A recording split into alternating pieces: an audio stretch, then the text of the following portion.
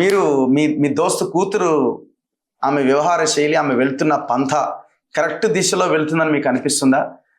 Direct attack చేస్తున్నది, కొంత కేసీఆర్ దగ్గరికి కూడా వస్తున్నట్టు కొడుతున్నది, అన్నని టార్గెట్ చేస్తున్నది, ఆయన హరీష్ని అయితే డైరెక్ట్ అటాక్ చేస్తున్నది.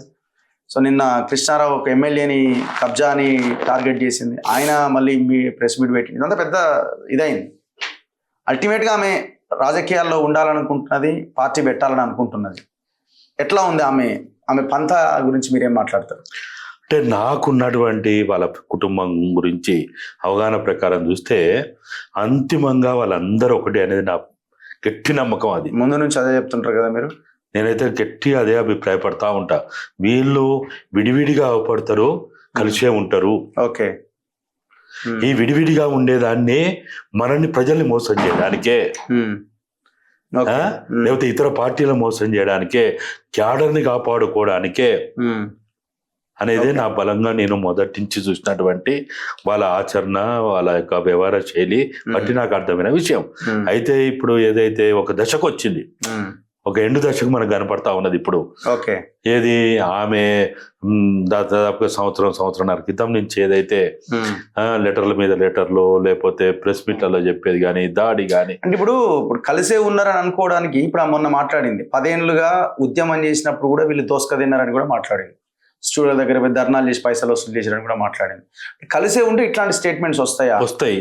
ఎందుకు వస్తాయి? ఇప్పుడు మనం ఎట్లుంటది అంటే, మన ఊర్లలో చూస్తాం చూడు, ఊర్లలో ఏముంటది అంటే ఇద్దరు అనుకుంటా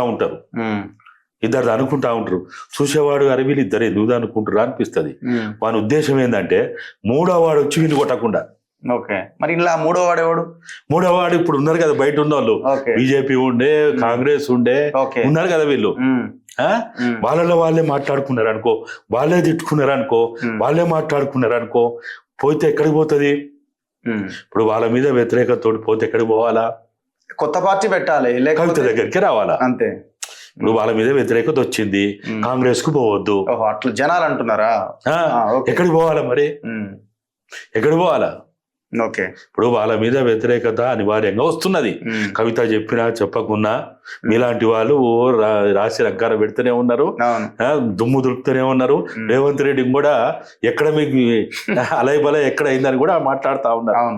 దీనివల్ల ఏమవుతుంది? ఇది ఎక్కడికి పోతుంది?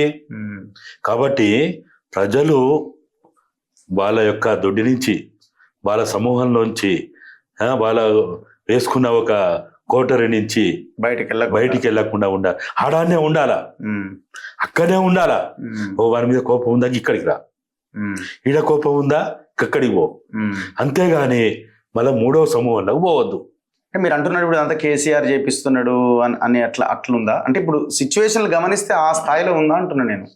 నాకు అర్థమైన కాడికైతే దోపిడీ వర్గాలు ఎప్పుడు కూడా వాళ్ళు అదే రకంగా ఉంటారు మొత్తం. సరే ఒకవేళ అవుతుంది, ఇప్పుడు కేసీఆర్ బదనాం అవుతాడు, రాము బదనాం అవుతాడు, లేకపోతే ఎవరు ఈయన హరీష్ బదనాం అవుతాడు, ఇవన్నీ అవుతారు. కవిత దగ్గరికి వస్తుంది, కవిత కూడా బదనాం అవుతుంది, రాదు. మళ్ళీ ఎక్కడికి పోతారు? పోతే ఎక్కడికి పోవాలా? రేవంత్ దగ్గరికే పోవాలా. అంతే కదా. మరి వీళ్ళందరూ ఎవరు? దోపిడీ వర్గాలు. అంతే కదా. ఇప్పుడు చూడు, రాదు మొన్న అఖిలేష్ యాదవ్ వచ్చిండు, చాలా మీడియా దాన్ని ఎందుకో హైలైట్ చేయలేదు, దాని లోతులో పోలేదు, దాన్ని పట్టించుకోలేదు. కానీ ఆయన ఎక్కడికి వచ్చిండు? ఫస్ట్ అక్కడికి పోయిండు, కేటీఆర్ అంటే పూర్వం కేసీఆర్ ఇల్లది, కేటీఆర్ అక్కడికి పోయిండు, నందినగర్. ఆడ ఎవరెవరిని కలిసిండు? హరీష్ ఉన్నాడు, హరీష్ కూడా ఎంతసేపు ఉన్నాడు? కొద్దిసేపే ఉన్నాడు. మళ్ళీ ఇంటర్నల్ గా కేటీఆర్ అఖిలేష్ మీటింగ్ అయింది, లంచ్ చేసిరా అయింది. దాని తర్వాత మళ్ళీ ఇటు వచ్చిండు. ఏంటిది మరి? ఇది ఏంటిది? దీన్ని ఎట్లా అర్థం చేసుకోవాలి? ఏదో ఒక అంశం మీద ఇద్దరిని కలపడానికో, లేకపోతే ఆయన ఏదైనా సెట్ చేసుకోవడానికో, వీళ్ళని సెట్ చేయడానికో ఏదో ఒక వ్యవహారం అనేది ఉంటుంది మధ్యలో, ఉంటుంది కదా. అంటే అర్థం ఏంటిది? ఈ పార్టీలు, ఈ వ్యక్తులందరూ ఒకటే. బయట మనం అనుకుని చస్తా ఉంటాం, ప్రజలు అనుకుని చస్తా ఉంటారు, మీడియాలో ఇడుగుస్తారు అడుగుస్తారు, వాడిదే అంటారు. ఇక్కడ వీళ్ళందరూ కూడా ఒక తాసులో ఉన్నటువంటి వాళ్ళే, ఒక గూటి పక్షులే. మనం అనవసరంగా వీడు గొప్పోడు, వీడు చెడ్డోడు, మళ్ళీ వాడు గొప్పోడు, వీడు చెడ్డోడు,